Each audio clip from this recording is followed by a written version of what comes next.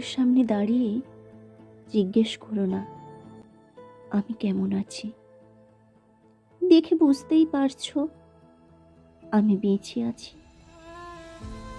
ভালো থাকা আর বেঁচে থাকার মধ্যে পার্থক্য নিশ্চয়ই বোঝো।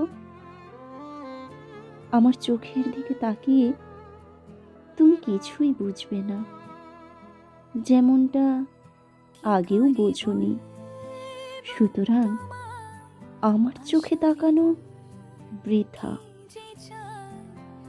ভুলে গেছি কিনা জানতে চাইলে আমার প্লেলিস্ট চেক করে দেখতে পারো, চাইলে ফেসবুক স্ট্যাটাসও।